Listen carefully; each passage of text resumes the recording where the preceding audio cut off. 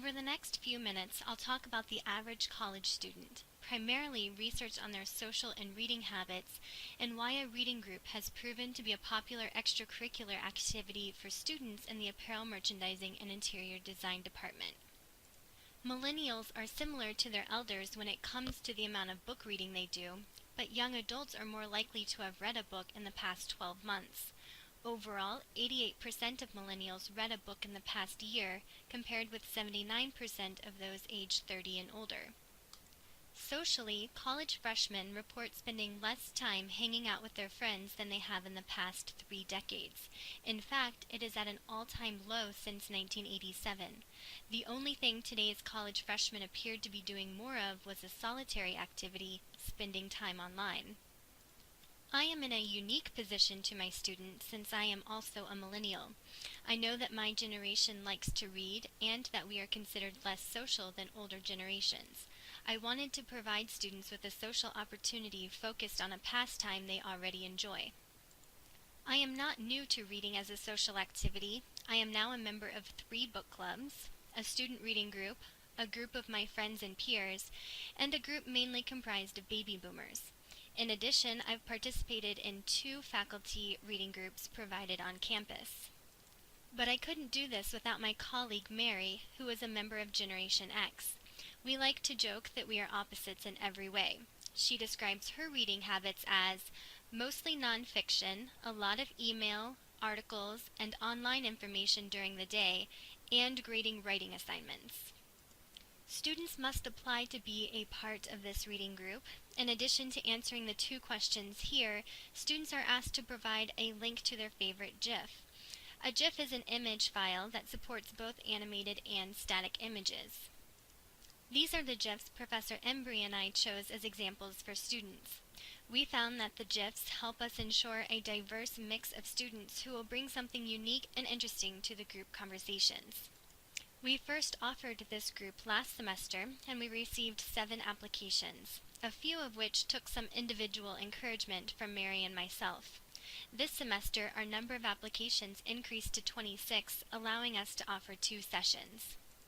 We were lucky enough to receive tremendous support from our department, which allowed us to offer students a small amount of money to spend on coffee drinks at our meeting place, Elm Heights Blooming Foods.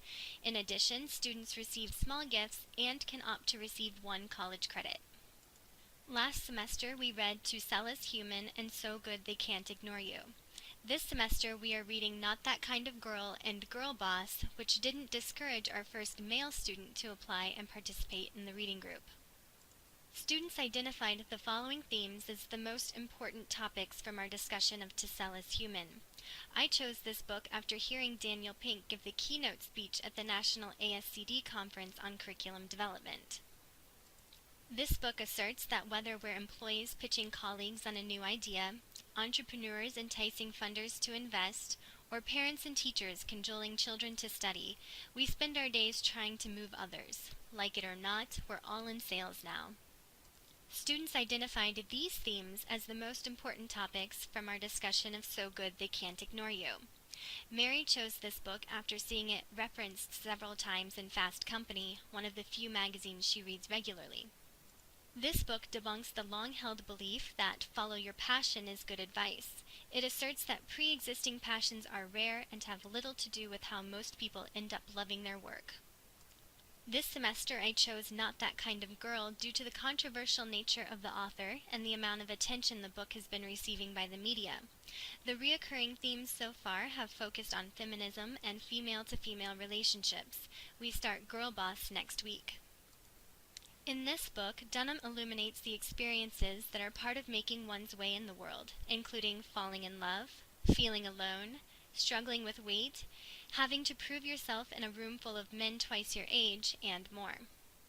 Students say they enjoy reading, discussing personal and relevant topics, having friendly debate, and engaging with their professors. Mary and I see the students as very insightful, genuine, fascinating people, an appreciation that is harder to hold on to in larger classrooms. I knew I was doing something right when I saw that one student chose to post about the reading group on Instagram, using my hashtag so I'd be sure to see it, stating, "I'm so happy to be reading and discussing this book with my professors and peers. If you are not in a book club, change that." So what is next for our reading group? In the fall, we are considering reading The Sociopath Next Door and The No Asshole Rule, two books suggested to us by the chair of our department. Thank you, and I hope I've encouraged you to start your own reading groups.